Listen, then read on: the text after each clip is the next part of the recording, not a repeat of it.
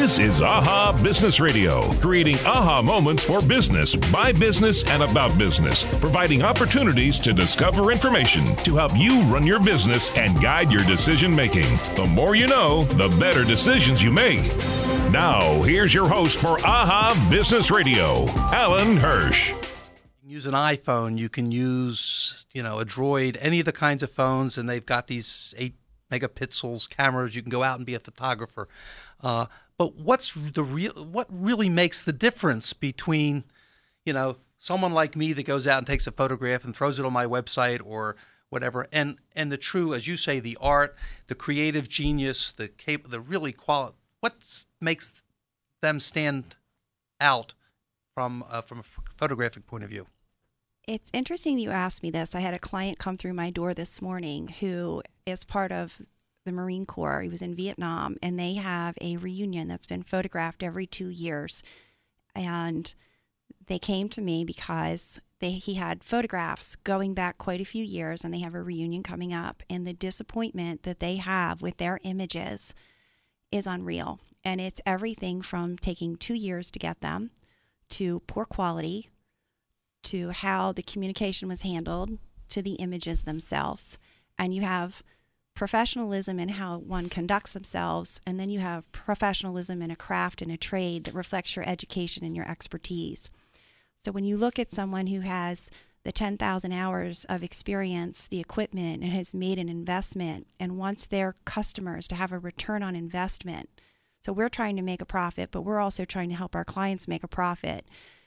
When you add all of that up, you have a different person than someone who is just taking an iPhone. I mean, you could have used the same argument 15 years ago with an Instamatic and earlier than that with a Brownie. I can tell you that you can give a professional an iPhone or a Brownie and you'll get a different result than you would probably get, Alan. No offense. For the marketing efforts of a company. So I want to ask Greg a little bit, as a marketing company, how you see photography and video. We haven't talked a lot about videography yet, but both of those, and how they help you market a company, both in branding and in web or print or however you see it.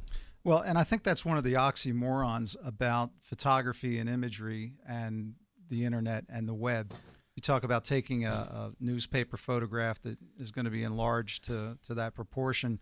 And in reality, most of the web images, well, everything's at 72 dpi, so it's a very low resolution.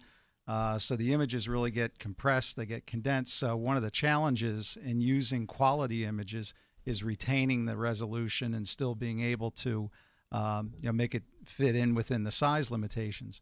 I think the most important advantage of photography and imagery is supporting the brand and also to capture the visitor's attention. I've seen statistics where it's between 6 and 12 seconds is the amount of time that you have when a visitor lands on your website for you to engage them. And certainly photography and video lends itself to that. Video is becoming an even greater element of it as well because videos take longer. People tend to spend more time on site, watching a video that exposes them to all the other features of your website, all the other information about your company.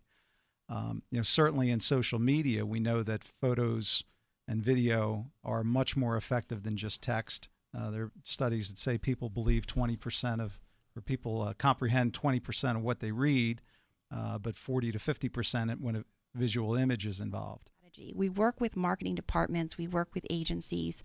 It's very team approach. We are not islands that are called in as Lone Rangers. You said something very important, which is why Greg's here. Talked about working with agencies. Yes. And so Greg, how do you work with photographers to make sure you're getting the kind of image that's going to work right for your client?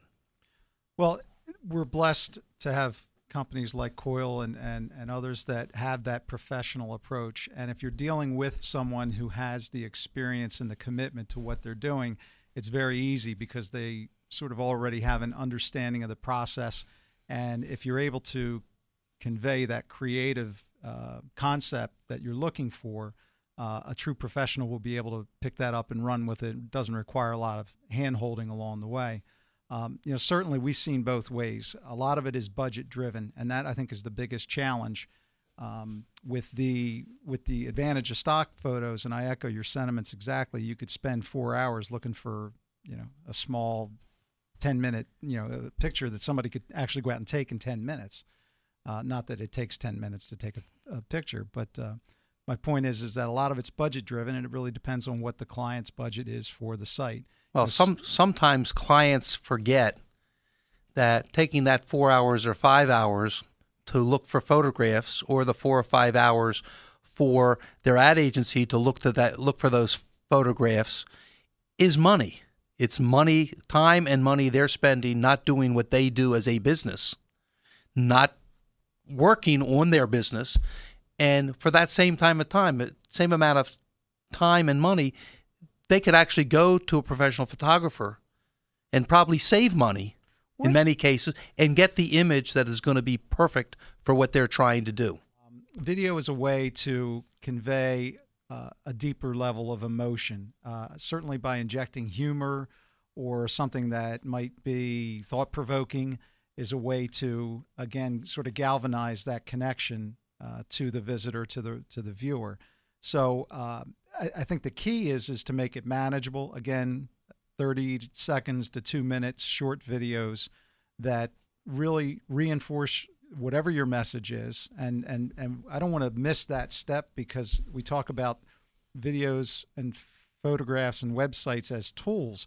They all stem from the message, and that concept is really the most important part, because then from that sort of macro strategic level, you can then set forth a path. And it's always good to have everything integrated as well.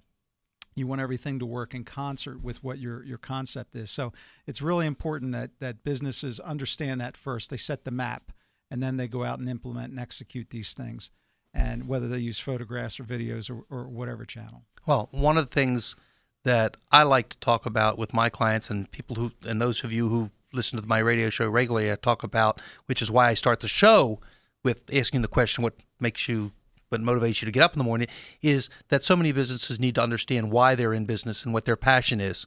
And Exactly. If you use that to create your brand and show that in your photography, in your videography, it helps to enhance really what you're doing.